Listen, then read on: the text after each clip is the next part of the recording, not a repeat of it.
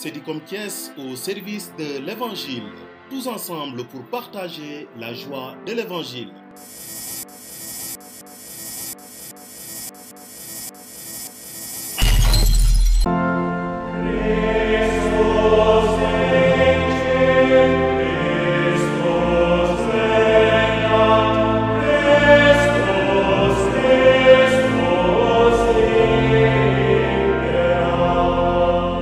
Je suis l'abbé Marani Tobi Oscar Badiane, chancelier du diocèse. Personnellement, c'est avec une grande foi que j'accueille la nouvelle, à savoir la nomination de Monseigneur André Gueye comme nouvel archevêque de Dakar. L'Église, de par sa nature, est missionnaire. Donc c'est la mission qui l'appelle ailleurs, à rejoindre l'archidiocèse de Dakar. Et nous croyons aussi que c'est pour le bien spirituel des fidèles du Christ qui sont à Dakar. La mission d'un évêque, selon le canon 375, les évêques sont les successeurs des apôtres. Donc ils assurent la succession apostolique. Les évêques continuent la mission que Jésus a confiée aux 12 apôtres. L'évêque, de par sa consécration épiscopale, l'évêque a la charge de gouverner, d'enseigner et de sanctifier. Comme le dit le canon 375, l'évêque a la charge d'enseigner parce qu'il est maître de doctrine. Il a la charge de gouverner parce qu'il est ministre de gouvernement et il a la charge de sanctifier le peuple de Dieu parce qu'il est prêtre du culte sacré. Pour avoir travaillé avec Monseigneur André Gueye, comme témoignage personnel, je dirais que Monseigneur André Gueye est une lumière. C'est un pasteur plein de sagesse. C'est un évêque simple, c'est un évêque humble, c'est un évêque qui aime ses prêtres et un évêque qui connaît bien ses prêtres. Donc il est proche de ses prêtres, il est aussi proche de ses diocésains. Et comme témoignage aussi, j'ajoute que Monseigneur André Gueye est très rigoureux dans le travail intellectuel comme dans le travail pastoral. Je ne saurais faire une liste exhaustive de toutes les réalisations que Monseigneur André Gueye a faites dans le diocèse de Thiès, mais on pourrait citer quelques-unes. Monseigneur André Gueye a gouverné le diocèse de Thiès pendant 12 ans.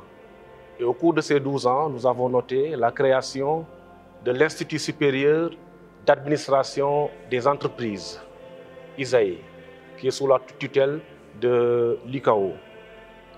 Nous notons également que Monseigneur André Gueye a créé beaucoup d'écoles catholiques. Monseigneur André Gueye s'est attelé à la réfection de beaucoup d'écoles catholiques, à la création de collèges, à la réhabilitation des écoles catholiques et autres. Et ça, c'est dans le domaine de l'enseignement catholique. Dans le domaine de la santé, Monseigneur André Gueye n'a pas créé l'hôpital Saint-Jean-de-Dieu, mais nous avons vu qu'il a amélioré, il a modernisé l'hôpital Saint-Jean-de-Dieu. Voilà. Avec des équipements, grâce à des amis, à des partenaires, il a modernisé l'hôpital Saint-Jean-de-Dieu.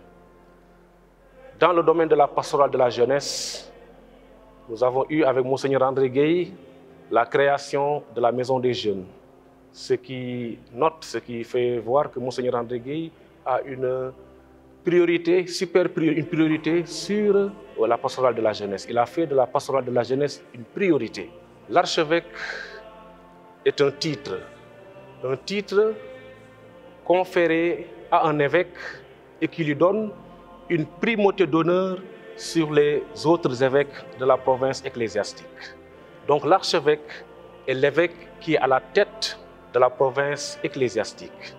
Et quand nous parlons de province ecclésiastique, c'est l'ensemble des diocèses du Sénégal, l'ensemble des 7 diocèses du Sénégal.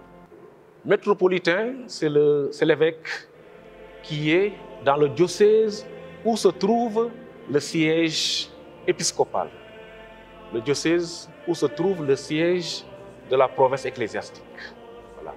Et au Sénégal, nous parlons de la province ecclésiastique de Dakar, parce que le siège principal de la province ecclésiastique de Dakar se trouve à Dakar. L'archevêque assure une coopération entre les diocèses. Donc il assure un travail de coopération entre les diocèses. L'archevêque, il a une dignité supérieure par rapport aux autres évêques de la province ecclésiastique, mais il n'a aucune autorité envers ces évêques de la province ecclésiastique. Parce que, comme le dit le canon 381, l'archevêque, les évêques, dans leur diocèse, ils ont le pouvoir ordinaire, le pouvoir immédiat et le pouvoir propre. Donc chaque évêque est autonome dans son diocèse. Parlant de la procédure pour la nomination d'un évêque, il y a une enquête qui se fait. Et l'enquête est faite par le nonce apostolique. Le nonce apostolique, c'est l'ambassadeur du Saint-Siège, disons le représentant du pape au Sénégal, ou bien disons le légat pontifical. Alors il y a une liste de 3 noms de prêtres proposés par les évêques de la province ecclésiastique. Alors le nonce apostolique, il s'informe sur ces 3 noms proposés et qui seront envoyés au siège apostolique à Rome pour être étudiés. Donc le nonce apostolique s'informe, il fait une enquête secrète. Alors il envoie les résultats de cette enquête à Rome.